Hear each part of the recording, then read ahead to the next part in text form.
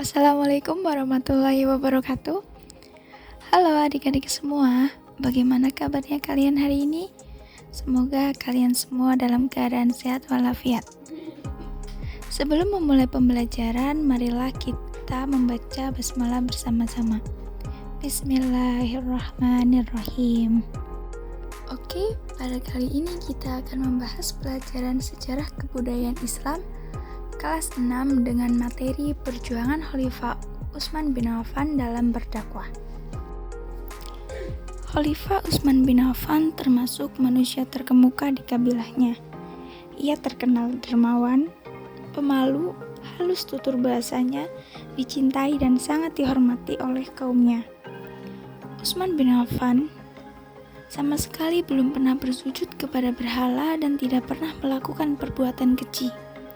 Sebelum beragama Islam, ia tidak pernah meminum minuman keras.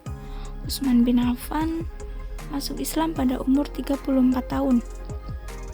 Pada saat itu beliau diajak oleh Abu Bakar As-Siddiq. Ia termasuk orang-orang yang terdahulu pertama yang memeluk Islam. Utsman bin Affan mendapat gelar Dzunurain atau pemilik dua cahaya. Maksudnya ia menikah dengan dua putri Nabi Muhammad SAW, yaitu yang pertama Ruqayyah binti Rasulullah. Pada saat kaum muslimin bersiap-siap keluar untuk perang Badar, Ruqayyah sakit dan akhirnya meninggal dunia. Kemudian Rasulullah menikahkan Utsman dengan putrinya, yaitu Ummu Kulsum binti Rasulullah. Gelar lainnya yaitu Shahib al-Hijratain karena beliau pernah hijrah 2 kali. Utsman bin Affan meninggal dunia pada hari Jumat tanggal 18 Zulhijjah tahun 35 Hijriah. Yang selanjutnya yaitu kepribadian dari Utsman bin Affan. Yang pertama, Khalifah Utsman bin Affan mempunyai sifat rendah hati. Yang kedua yaitu kedermawanan. Seperti pada waktu perang Tabuk, Utsman bin Affan mengeluarkan biaya yang sangat besar, yaitu membeli sumur rumah dan menyedekahkan untuk kaum muslimin, membiayai perluasan Masjid Nabawi pada masa Rasulullah SAW masih hidup. Yang ketiga ada malu dan menjaga kehormatan. Beliau tidak pernah melepas pakaiannya untuk mandi. Beliau melakukan hal ini karena rasa malu yang sangat besar.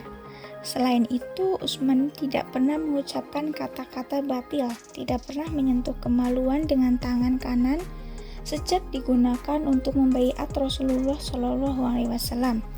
Ia juga tidak pernah minum minuman keras pada zaman jahiliyah maupun zaman Islam. Kepribadian yang selanjutnya yaitu pemaaf. Meskipun ada orang yang mencelakainya, sebagai pemimpin Utsman memaafkan orang tersebut. Utsman bin Affan juga termasuk orang-orang yang ahli ibadah. Yang selanjutnya yaitu ada perjuangan Utsman bin Affan sebagai khalifah. Ketika dibaiat menjadi khalifah, Utsman berdiri untuk menyampaikan pidato pertamanya bahwa ia dalam pemerintahannya akan terikat dengan Al-Quran, As-Sunnah, dan ketetapan Abu Bakar dan Umar. Ia juga menjelaskan bahwa akan memimpin rakyatnya dengan kasih sayang dan hikmah kecuali dalam masalah hukum. Kemudian Utsman peringatkan kepada rakyatnya agar tidak condong kepada dunia dan terkena fitnah. Hal ini dikarenakan Utsman mengkhawatirkan persaingan, saling benci dan saling dengki menyebabkan umat menjadi terpecah belah. Langkah pertama menjadi khalifah, Utsman menuliskan surat yang ditujukan kepada seluruh gubernurnya. Dalam surat tersebut, Utsman mengukuhkan dan memberitahukan kepada para pejabatnya bahwa tugas mereka bukanlah mengumpulkan harta benda, melainkan tugas mereka adalah menjaga kemaslahatan dari rakyatnya. Selain menuliskan surat untuk gubernur, Utsman juga menulis surat kepada para panglima perang.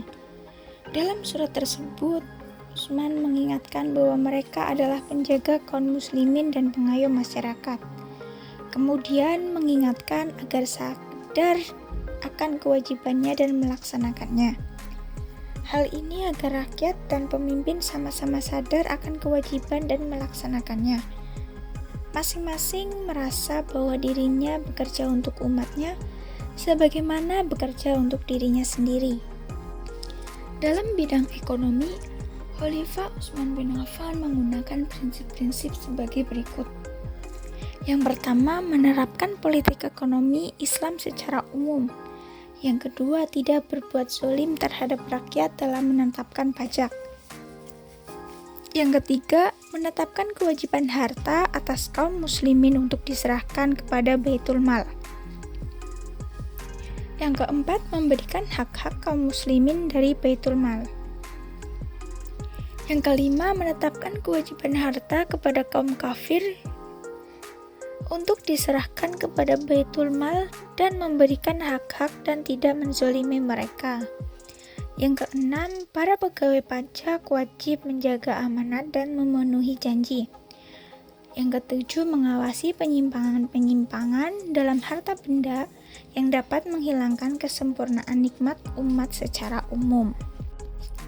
Dalam bidang hukum, Utsman bin Affan membuat tempat khusus kehakiman, yaitu di Madinah, di Damaskus, di Basrah, di Basirah, di Kufah, di Yaman, dan di Mesir.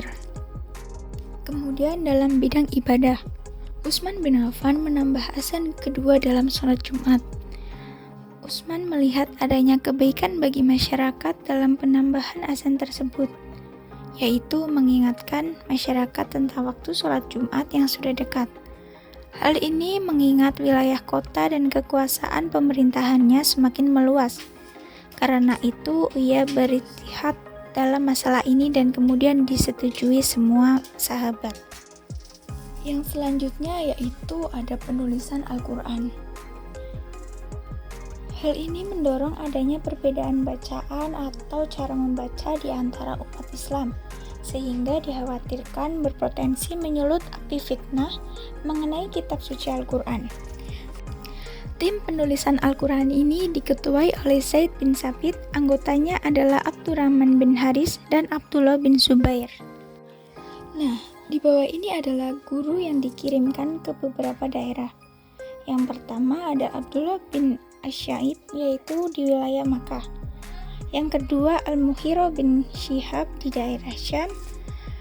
Yang ketiga, Abdurrahman As-Sulami di daerah Kufah.